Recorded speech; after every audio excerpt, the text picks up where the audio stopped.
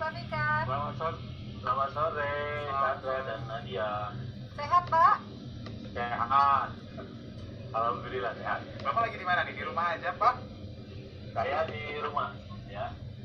Oke, bagus sih, Pak. Pak Fikar lagi santai nih ya, jadi bisa kita ulik lebih dalam lagi mengenai kasus ini. Pak, udah ditanya berapa kali nih Pak oleh berapa orang terkait kasus ini? Kayaknya udah melotot banget ya Pak pertanyaan itu tuh lagi. Hampir beberapa stasiun ya.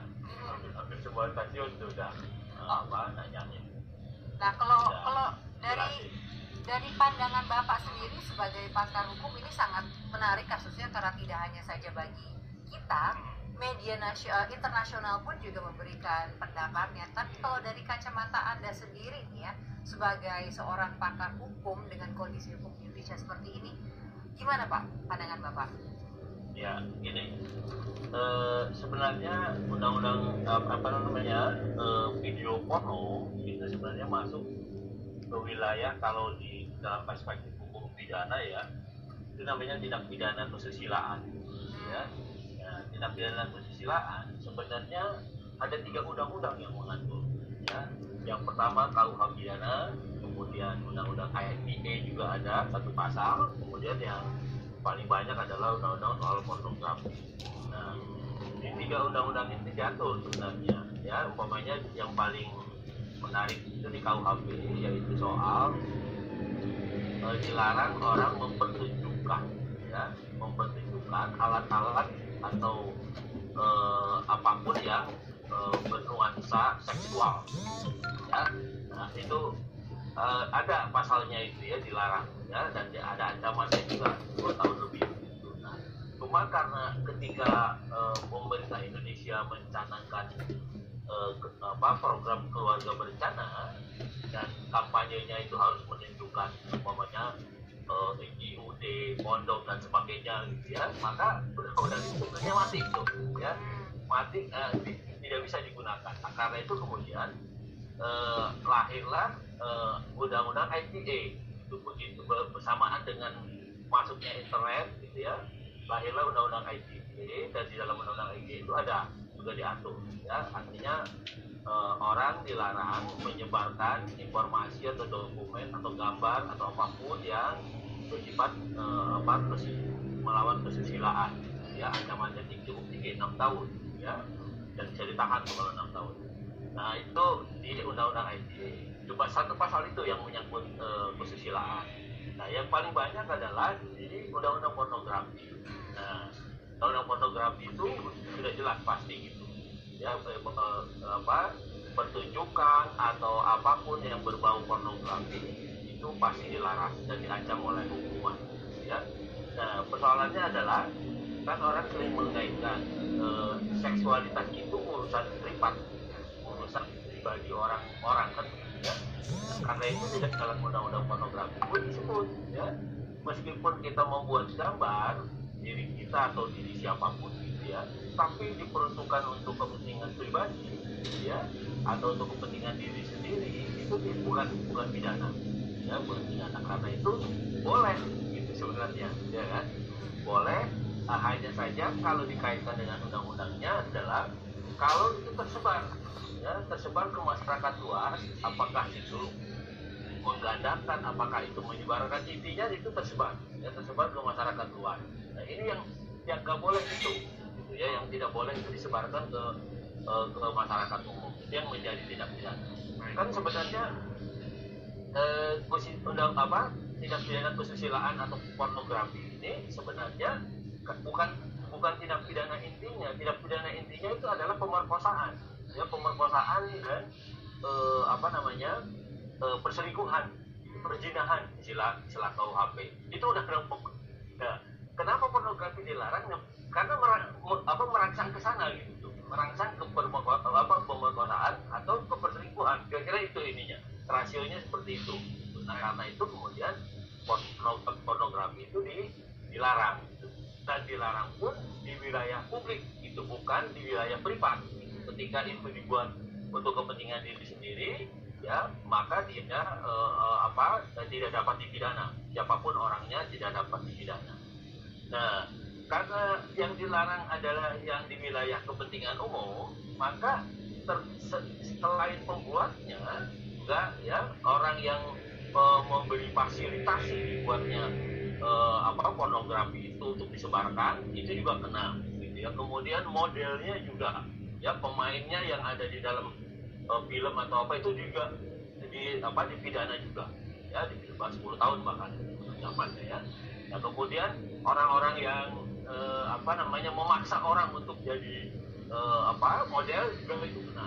Jadi stakeholder dari pornografi itu ya semua kena ya, termasuk juga membawa anak-anak masuk ke dalam wilayah itu ya, pokoknya pornografi anak-anak dan sebagainya itu juga diatur oleh undang-undang pornografi. Jadi sebenarnya yang dilarang oleh undang-undang pornografi adalah ketika pornografi itu masuk ke wilayah publik, masuk ke wilayah umum. Tetapi kalau untuk kepentingan sendiri itu sama sekali tidak dilarang, karena di dalam penjelasan pasal 4 ya Undang-Undang Nomor 44 tahun 2008 ya disebutkan kata membuat itu tidak termasuk untuk diri sendiri. Nah, jadi kalau membuat untuk diri sendiri itu nggak apa-apa ya. Nah, cuma kan sebenarnya ada konsekuensinya ya, artinya ketika pornografi itu dibuat untuk diri sendiri, maka kita harus menjaga supaya itu tidak bisa tersebar di wilayah publik, di wilayah umum. Itu kewajiban orang yang membuat sendiri itu. Kenapa saya bilang kewajiban? Karena di dalam hukum pidana Indonesia, ya, ketika orang melakukan perbuatan yang dilarang oleh undang-undang, itu namanya actus reus bahasanya. Kemudian ada kesalahannya, ya, ada mens rea-nya, gitu. Nah, kesalahan itu, ya, kalau di common law, kalau di hukum Inggris, ya, dan negara-negara jajahannya, gitu ya, itu yang disebut niat jahatnya. Ya, kesalahan itu dia jahatnya. Tapi di dalam hukum pidana Indonesia yang mengacu pada civil law itu bekas jajahan Eropa kontinental, bekas jajahan Belanda, ya, itu yang disebut dengan kesalahan itu adalah kesengajaan atau kelalaian. Ya. Jadi kalau sengaja itu pasti kena, ya pasti dipidana.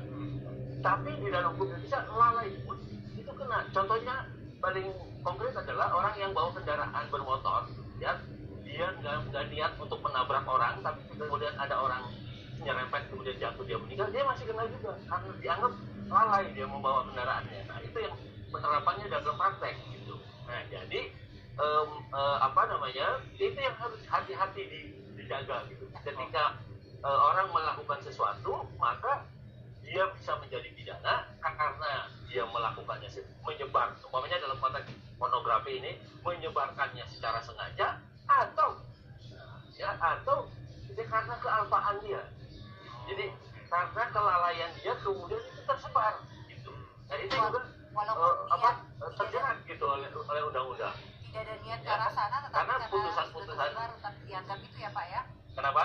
Walaupun tidak ada niat ke sana, tapi karena memang sudah terlanjur tersebar entah oleh orang lain yang memang berniat untuk menyebarkannya atau kelalaian, ya tetap dianggap sebagai suatu kesalahan dari undang-undang yang berlaku ya. Betul, gitu. Jadi ketika orang meskipun membuat itu untuk pribadi itu tidak dipidana, gitu ya, tapi karena kalau dia lalai tidak menjaga itu, gitu ya, dan tersebar ke tempat lain, bisa kena tuh yang membuat itu juga. Meskipun untuk kepentingan diri sendiri, ya, walaupun kemudian kita bisa bilang dia korban, ya, karena untuk diri sendiri tiba-tiba ada orang yang menyebarkan gitu, ya kan? Nah, dalam konteks itu saya bilang gini, dalam tindak pidana pornografi itu bisa jadi seperti juga narkotika, dia korban sekaligus juga dia pelaku. Korban karena menghisap itu, tapi dia juga melakukan menikmati narkotika. Nah, itu yang harus dijaga itu. Dan karena itu kemudian yang harus kalau pun membuat untuk diri sendiri, untuk kepentingan sendiri, saya selalu bilang pindahkan ke media yang lain, jangan media yang bisa diakses oleh umum. Pokoknya handphone kita, handphone kadang-kadang dipinjam orang juga atau hilang, gitu ya. Jadi artinya itu bisa, karena kelalaian kita itu bisa tersebar tuh, ya.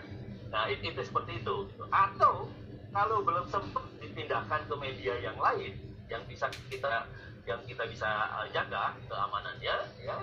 Maka kalau hilang dan Anda merasa di situ masih ada umpamanya video pornografinya, ya Anda bisa laporan hilang ke polisi, ya.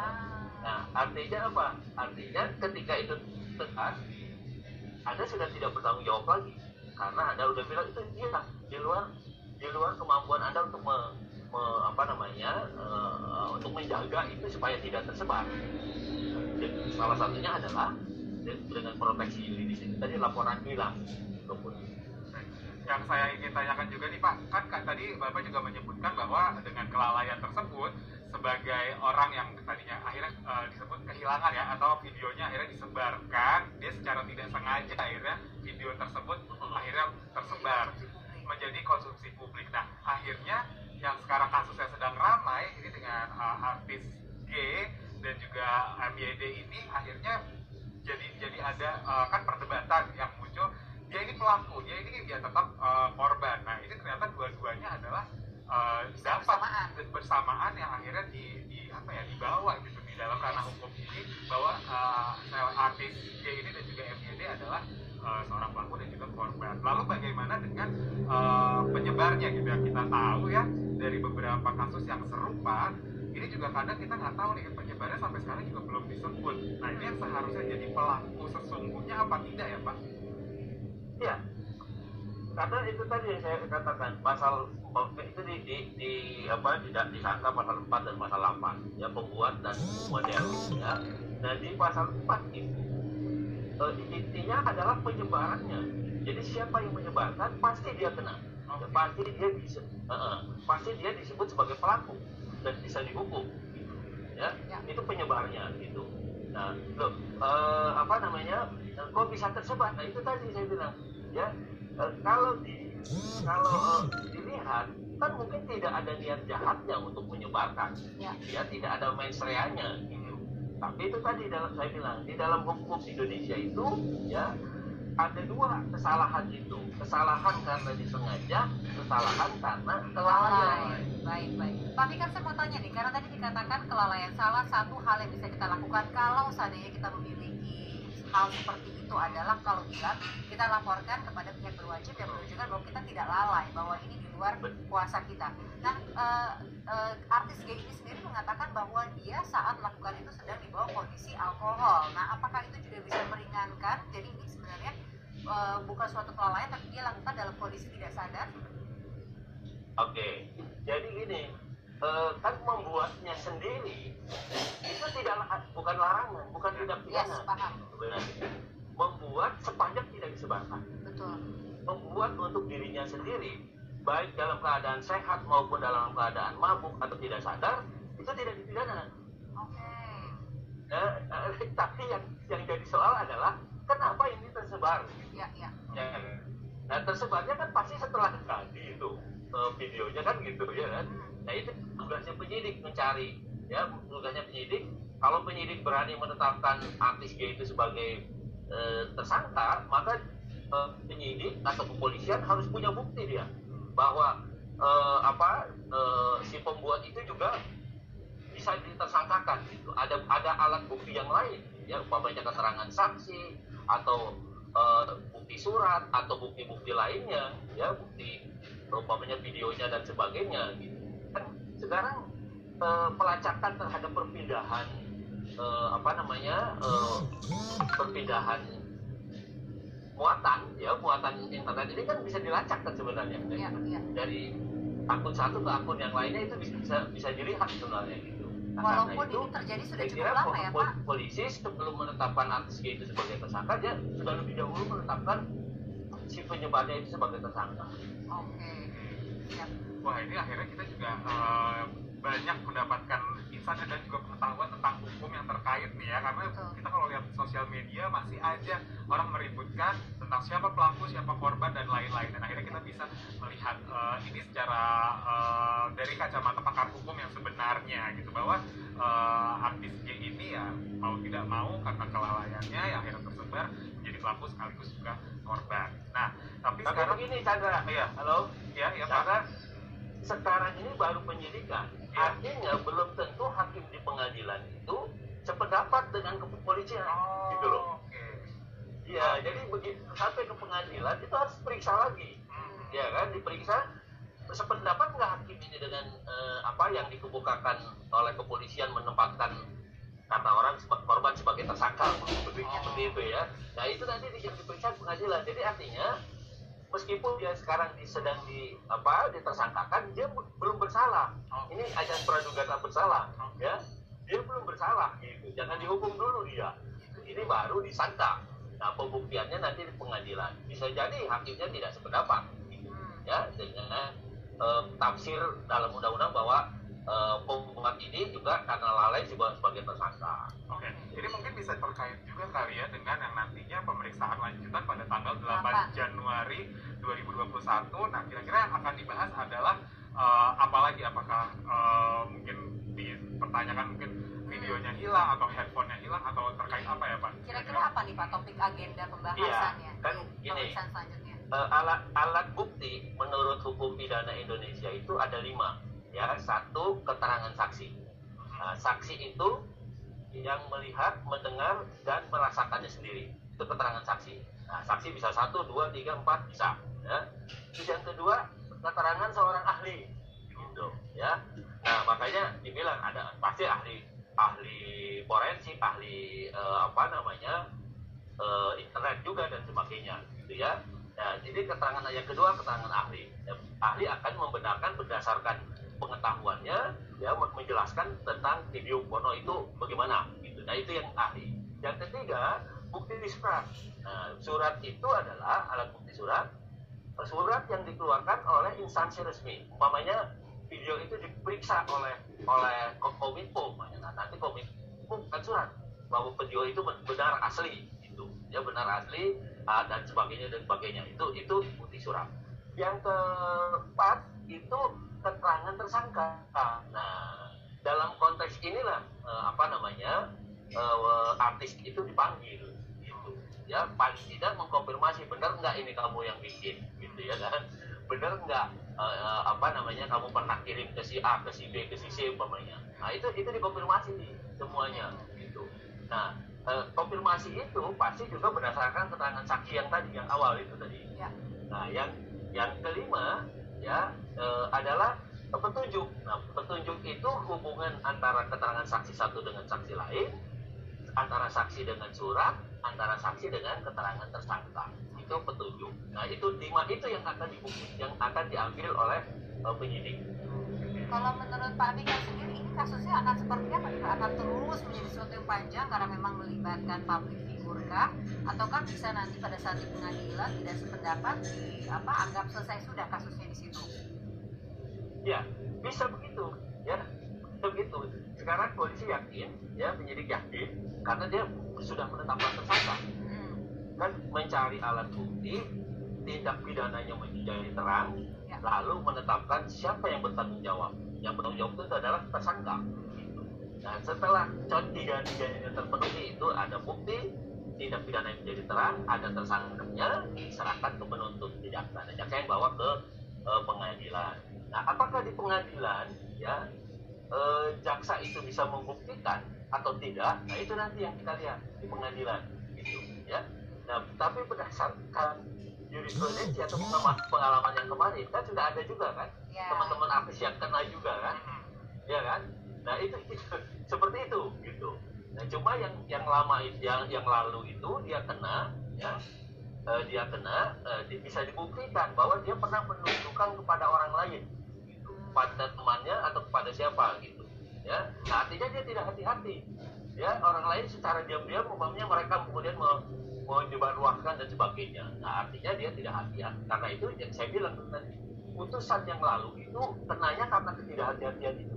Oke, yang ini Pak Fikar bahas yang kasusnya Ariel ya. Jadi mungkin itu pertanyaan kita selanjutnya tadi adalah apa bedanya kasus penyanyi yang ini sama penyanyi yang dulu? Ternyata memang ada yang membedakan. Karena kan pasti orang akan refleksi dari kasus yang sebelumnya itu kira-kira ke depan hasilnya akan seperti apa nih buat yang kasus 19 detik ini. Nah, bedanya adalah memang dari sebelumnya sudah dibuktikan bahwa dia menunjukkan hasil video tersebut ke orang lain. Jadi sudah jelas ada unsur ketidakhati-hatian di situ ya. Jadi Ya, jujur aja kita sih berharapnya tentunya yang terbaik ya untuk artis ini, mengingat dia juga memiliki seorang anak. Semoga hasilnya juga masih bisa berbeda. Jadi memang di sini kita asas praduga tidak bersalah dulu ya Pak Fikar ya, biar proses hukum yang berlangsung dulu ya. Nah, yang sekarang juga menjadi pertanyaan juga, ini sih pertanyaan aku sendiri nih terkait dengan tadi Pak Fikar menyebutkan bahwa ketika kita kehilangan video yang mungkin kita membuat, nah itu kan sebenarnya bisa dilaporkan untuk menghindari hal-hal seperti ini. Nah, tapi ada nggak Pak kemungkinan ketika kita melaporkan video saya hilang, nah nanti ternyata ada hukum-hukum yang berlaku lainnya, misalnya perzinahan, belum menikah dan lain-lain, itu juga bisa terkait ketika kita melaporkan, Pak. Apakah tetap kena atau tidak? Ya, nah tadi saya bilang pornografi itu sebenarnya tindak pidana yang bersifat aksesor, tapi tindak pidana yang aslinya atau kejahatan yang aslinya adalah perkosaan dan perzinahan itu aslinya gitu. Nah, jadi larangan terhadap pornografi sebenarnya menghindarkan terjadinya dua ini, perzinahan atau pemerkosaan. Kalau pemerkosaan pakai dipaksa ya. Kalau perzinahan itu mau sama mau, sukarela itu kan. Ya. Pak Fikar, saya penasaran nih. Dijaga supaya itu tidak terjadi. Paham. Pornografinya dilarang gitu. Paham. Pak Fikar, dilarang. Penasaran dengan perzinahan ini jadi beneran ada dasar hukumnya. Orang yang kedapatan berzina itu bahkan bisa dituntut secara hukum dengan hukuman maksimal berapa lama nih Pak? Ya, hukumannya nggak lama, 2 tahun 6 bulan ya perzinahan. Tapi itu delik aduan. Halo? Itu delik aduan. Apa yang disebut dengan delik aduan? Kalau diadukan oleh suami atau istrinya baru jadi perkara. Tapi kalau tidak diadukan itu nggak jadi perkara. Kalau perzinahan itu. Nah, tetapi kalau perkosaan karena ada pemaksaan itu diadukan atau tidak diadukan itu jadi perkara. Jadi perkara pidana kalau perkosaan. Jadi bukan delik tapi aduan kalau, ya? Itu bukan delik aduan, delik biasa namanya. Ya, memang sudah dilarang gitu. Tapi kalau perzinahan ya itu karena dilakukan mau sama mau, sebenarnya hukum juga nggak menjangkau kalau tidak dilaporkan oleh orang yang dirugikan. Dalam hal ini adalah pasangan suaminya atau pasangan istrinya. Nah, karena itu di KUHP umpamanya yang dilarang itu, yang dihukum itu yang ada sifat pemaksaannya. Umpamanya itu tadi salah satunya perkosaan, itu paksa. Kemudian kesusilaan terhadap anak kecil. Nah, di bawah 15 tahun itu juga walaupun anaknya itu mau, tapi terkadang dia di bawah umurnya belum cukup ya, itu juga bisa jadi pidana. Aduh, ini ngobrol dengan Pak Fikar hanya beberapa menit saja, tapi jujur aja ya Pak, kita mendapatkan banyak sekali pencerahan mengenai ternyata kenapa sampai bisa menjadi seperti ini. Terima kasih banyak Pak Fikar sudah memberikan sharing ilmunya dan insight-nya kepada kita. Semoga kita juga nih sebagai netizen, kita juga sebagai warga, kita bisa lebih bijak dan lebih berimbang ya untuk menyikapi kasus yang tengah berlanjut saat ini. Yang akhirnya menjawab nih pertanyaan mungkin dari netizen yang udah di mana nih pelaku korban, dan akhirnya tadi telah terjawab. Terima kasih ya Pak Fikar, semoga kita bisa ngobrol-ngobrol lagi tentunya dengan hukum yang mungkin lebih ringan lagi kan ya. Udah nggak ada lagi. Jangan kayak gini-gini lagi. Terima kasih Pak Fikar.